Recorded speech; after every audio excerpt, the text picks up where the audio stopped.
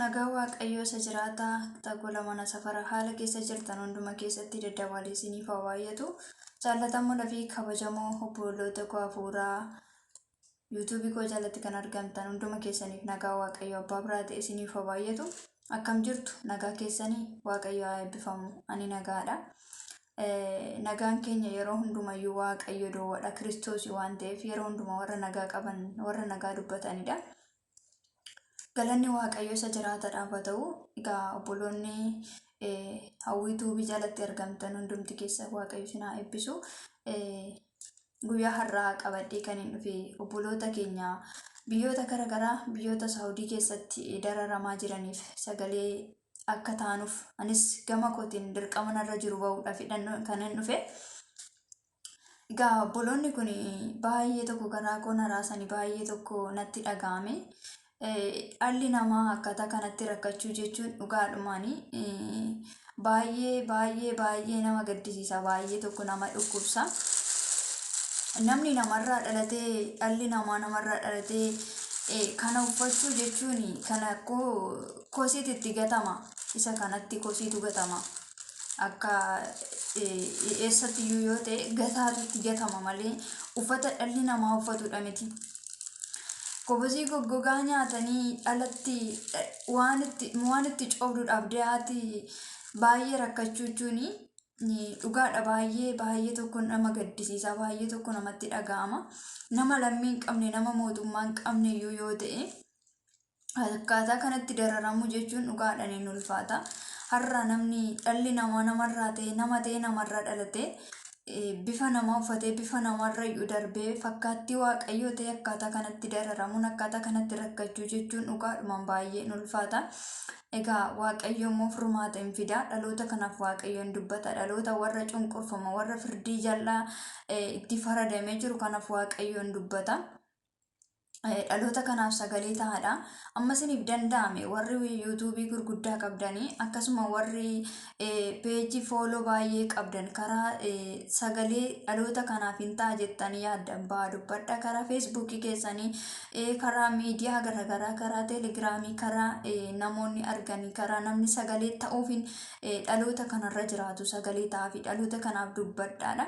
Amma isiniif danda'ame tarii maal beekna Waaqayyo guyyaa kanaaf waliif nu kaa'eta. Guyyaa dhiphinaa guyyaa muddamaa kanatti akka sagalee waliif taanuufi Waaqayyos waliidhuma keenya waliif nu kenne.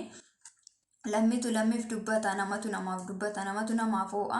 Dhalli namaa namarraa dhalatee dhalli namaa namarraa cite akkaataa kanatti dararamu jechuun dhugaadha baay'een ulfaata. Qaamni isaanii akkaataa kanatti madaa'ee akkaataa kanatti ciccite mana hidhaa kana keessatti mirga dhabuun dhugaadha baay'een ulfaata.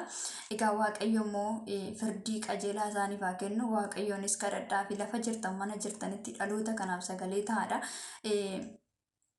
Mootummaanis yoo Waaqayyo garaa isa laaffisee dhagaa akka hin taanetti Waaqayyoon kadhadhaa fi akka dhaloota kanaaf Waaqayyo garaa laaffisee mootummaa kanaaf mootummaan kun dhaloota kanaaf akka dubbatutti Waaqayyoon kadhadhaadha jechuudha.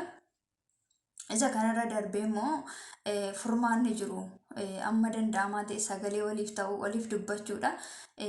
Haati dhaltee haati deesse hundumtuu haadha qaba. Namni haadharraa hin dhalanne hin jiru.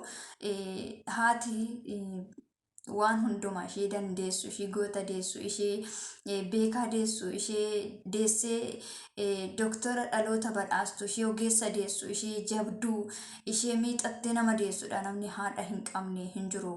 Baay'een haadha baay'een immoo ilmoodha jechuudha. Namoonni baay'een daanii haadha qabu, daanii dhala qabu. Namoonni kunis immoo haati immoo garaa haadha immoo hundumti keenya hin beekna. Kanaaf haati keenya baay'ee dararamuu ishii baay'ee dhiphachuu ishii namatti dhaga'ama.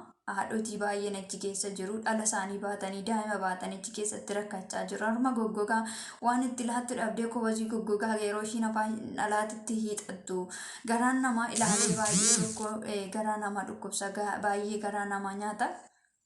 Egaa Waaqayyo haala kam keessa illee yoo ta'e furmaata hin fida. Waaqayyoon hin kadhannaa fi Abrahaam gaafa tokko akkas jedheetu Waaqayyo wajjin hin dudubbate. Waaqayyo biyya Sodoomiif Gomoraa nan balleessa gaafa jedhe obboleessi Abrahaam immoo Looxi jecha kana keessa jira. Kanaaf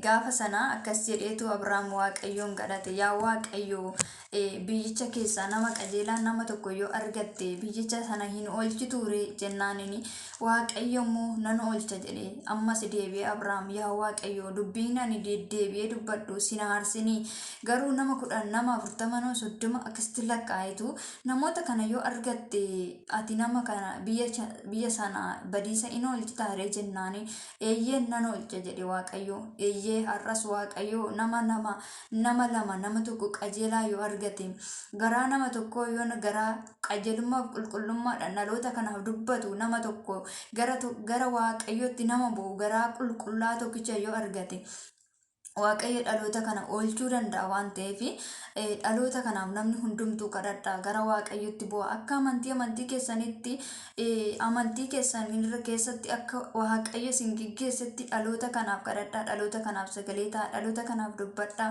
dhaloota kanaaf waan furmaata hin ta'a jedhamee yaadamu hundumayyuu ittiin hir'isinaadha kanaaf Waaqayyo namoota sana oolchuudhaaf warra Yihuudota oolchuudhaaf Asteerin kaase Asteer immoo dhaqxeetu mootii itti himte utuu mootiitti hin himini gara Waaqayyotti boosse jalqabdeetu gaafa Mordekaayis dhaqeetu Asteerini mootuu ta'uun keeyyuu guyyaa akkanaatiif ta'a maaliif teessa dhaloota kanaaf irree Waaqayyo hin dubbata gaafa ati calluma jette garuu siif wayyoo jedheen eeyyee har'as gaafa dhaloota kanaaf sagalee ta'uu dhiisne miidiyaa keenya irratti waan barbaanne gaafa fayyadamne gaafa immoo dhaloota kana waa'een dhaloota kana nun ilaallatu jennee ofii keenya haala mijataa keessa teenyee gaafa calluma jennu gaafa dhaloota kanaaf Waaqayyo dubbate nuuf garuu waatu nutti hir'ata kanaaf har'a dhaloota kanaaf sagalee haa taanu guyyaa akkanaatiif nu kaa'e Waaqayyo guyyaa akkanaatiif egaa wanti nuti gochuu fi dandeenyu hin jiru ofii keenya uffanne nyaanne gaafa dhunne akka barbaannetti gaafa jiraannu dhaloota kana immoo gaafa ilaallu garaan keenya baay'ee gadda nutti dhagahama baay'ee dhugaadhumaan baay'ee nutti dhagahame kaleessa baay'ee tokko garaan kun gaddee egaa kana duras tureera yeroodhuma hundumayyuu deddeebi'ee daddabalamee baay'achaa waan dhufee fi baay'eedhuma tokko garaan koo itti miidhame Waaqayyo immoo furmaata haalaatuu fi Waaqayyo isaa wajjiniin haa ta'u isaan gargaaru kanaaf dhaloota kanaaf Waaqayyoon kadhadhaadha amma isiniif danda'amaa ta'etti immoo sagalee ta'aafidha maaltu beeka Waaqayyos namnis baay'ina sagalee namaa keessaa kan nama tokko dhagee furmaata fiduu danda'a kennuu danda'a waan ta'eef Waaqayyonis kadhadhaa dhaloota kanaaf miidiyaa qabdan irratti baa dubbadhaadha maaliif jennaan waan qabdaniin dhaloota kana bukkee dhaabbadhaa gargaara Waaqayyo isaa wajjiniin haa ta'u eebbifamaa isinis ayyaanni isiniif baay'atu Waaqayyo dhaloota kanaaf furmaata haa fidu Waaqayyo waaqa furmaatati waaqa sirriidha egaa Waaqayyo warra cunqurfaman warra gadi qabaman kanaaf hin dubbata kaleessas isaaniif dubbateera warra gadadamoota kanaaf hin dubbata mootummaa kanaaf wayyoo garuu mootummaa jal'inaan dhaloota irratti ka'u kanaaf wayyoo warra hojjetnee nyaanna kaayyoo keenyan of jijjiirree hirkattummaa jalaa baana jedhanii lubbuu isaanii dhabanii dhaloota haati eeggattee dhabde ergannaaf eeggattee dhabde dhala shittu toon boqotiin eeggattee dhabde kanaaf Waaqayyoon sagalee akka taanuuf Waaqayyoo isin haa eebbisu eebbifamaadha ayyaanni isiniif baay'atu baay'ee isin jaalladha shaaloom